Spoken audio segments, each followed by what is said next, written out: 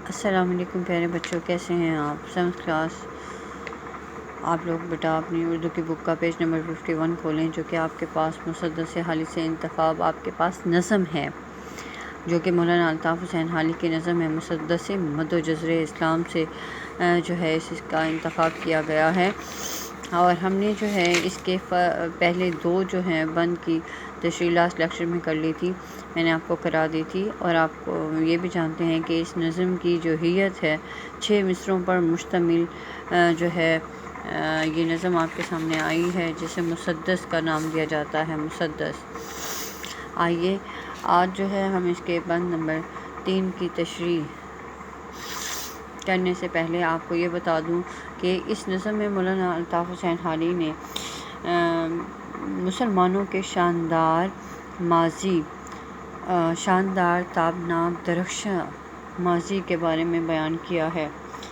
مسلمانوں نے اپنے علم و حکمت کی بدولت بڑے بڑے کارنامے سر انجام دیے تھے، تو اس بارے میں اس نظم میں جو ہے مولانا الطاف حسین حالی بیان کر رہے ہیں۔ تیسرا بند ہم پڑھتے ہیں، آئیے۔ ہوا غلغلہ نیکیوں کا بدوں میں، پڑی کھلبلی کفر کی سرحدوں میں، ہوئی آتش افسردہ آتش کدوں میں، لگی خاک سی اڑنے سب معبدوں میں، ہوا کعبہ آباد سب گھر اجڑ کر، جمے یکجا سارے دنگل پچھڑ کر۔ آئیے اس جو ہے بند میں مولانا الطاف حسین حالی نے ہمیں جو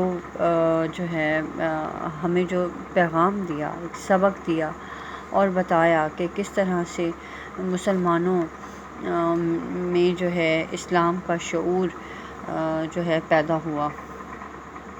اسلام کی روشنی سے عرب کی جاہل قوم فیضیاب ہوئی۔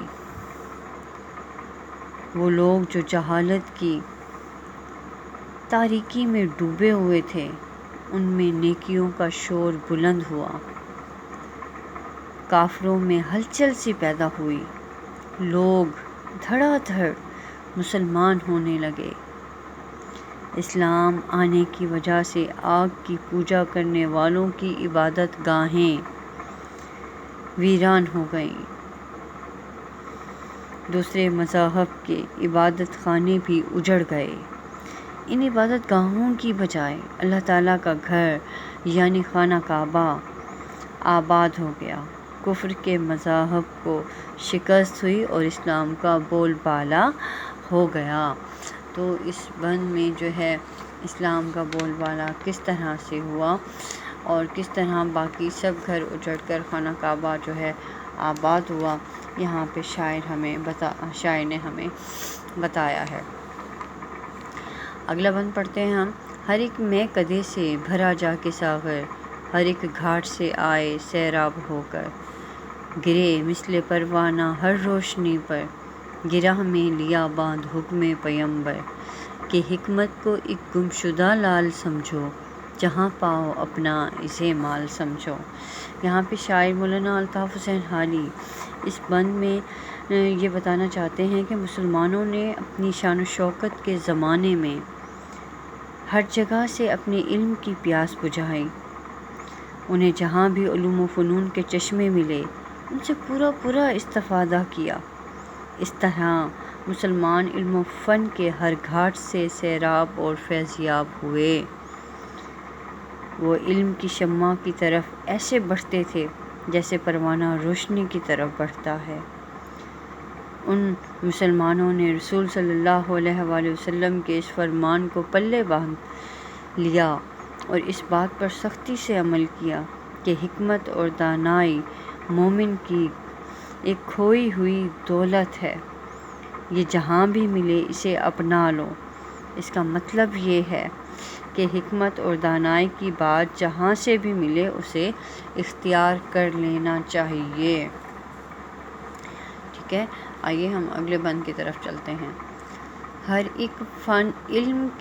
ایک علم کے فن کے جویا ہوئے وہ، ہر ایک کام میں سب سے بالا ہوئے وہ، فلاحت میں بے مثل و یکتا ہوئے وہ، سیاحت میں مشہور دنیا ہوئے وہ، ہر ایک ملک میں ان کی پھیلی عمارت، ہر ایک قوم نے ان سے سیکھی تجارت۔ اب دیکھیں یہاں پہ مسلمانوں کے جو ہے شاندار ماضی کو مولانا الطاف حسین حالی نے ان الفاظ میں بیان کیا ہے۔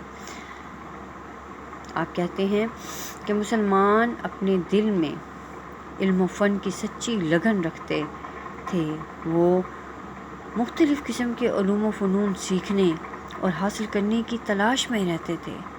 وہ نبی اکرم صلی اللہ علیہ وسلم کے اس ارشاد پر عمل کرتے تھے کہ علم حاصل کرنا ہر مسلمان پر فرض ہے۔ اس طرح وہ ہر شعبہ زندگی میں دوسری قوموں پر برتری لے گئے۔ زراعت اور کھیتی باڑی کے میدان میں مسلمانوں نے حیرت انگیز کارنامے سر انجام دیے۔ اسی طرح سیر و سیاحت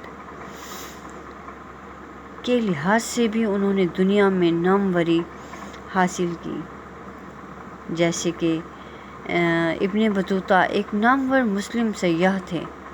فن تعمیر میں مسلمانوں نے شاندار ترقی حاصل کی۔ مسلمانوں نے تجارت کے میدان میں قابل قدر خدمات سر انجام دی، تجارت اور کاروبار کے بہترین اصولوں کو فروغ دیا، اور دنیا کی دوسری قوموں نے مسلمانوں سے تجارت کرنے کے طریقے سیکھے۔ ٹھیک ہے، آئیے ہم اگلا جو ہے بند پڑھتے ہیں۔ یہ ہموار سڑکیں، یہ راہیں مصفا، دو طرفہ برابر درختوں کا سایہ، نشاں جا بجا میل و فرسخ کے برپا، سرے راہ کنویں اور سرائیں مہیا، انہی کے ہیں سب نے یہ چربے اتارے، اسی قافلے کے ہیں یہ اسی قافلے کے نشاں ہیں یہ سارے۔ یہ تھا آپ کے پاس آخری بند۔ آئیے ہم اس کی تشریح کرتے ہیں۔ مولانا الطاف حسین حالی اس بند میں بیان کرتے ہیں کہ مسلمانوں نے ذرائع آمد و رفت کے لیے بے شمار کارہائے نمایاں سر انجام دیے، صاف ستھری سڑکیں تعمیر کی، سڑک کے دونوں جانب اونچے اونچے درخت لگائے جو سفر کرنے والوں کے لیے سایہ مہیا کرتے تھے، جس سے ان کا سفر آسان ہو جاتا تھا۔ راستے کا اندازہ کرنے کے لیے جگہ جگہ سفر کی پیمائش کے نشانات لگائے، سڑکوں کے کنارے کنویں کھدوائے جن کا ٹھنڈا اور میٹھا پانی مسافروں کے لیے راحت کا باعث تھا، جگہ جگہ مسافروں کے آرام کرنے کے لیے سرائیں بنوائیں۔ دوران سفر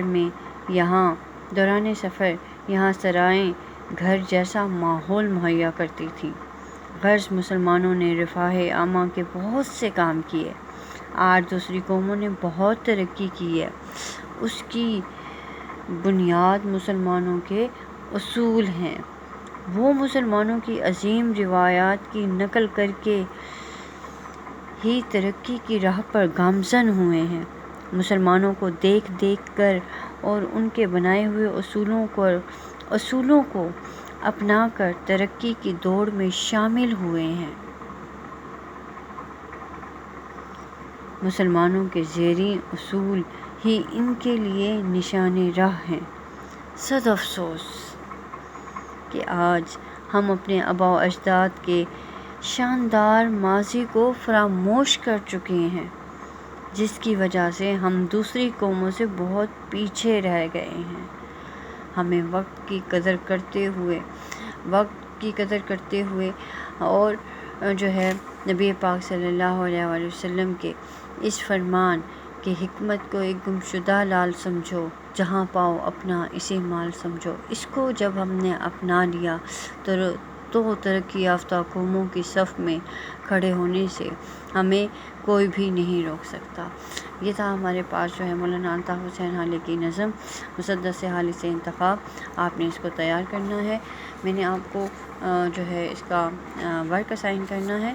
آپ نے آج بند نمبر 3 سے 6 تک جو ہے تشریح مکمل کر لی، آپ کی تشریح مکمل ہوئی۔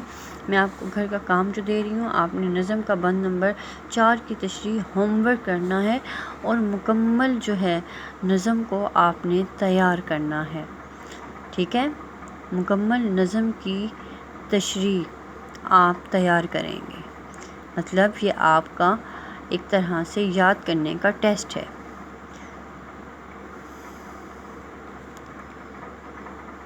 ٹھیک ہے بیٹا، یہ ہے آپ کے پاس کام۔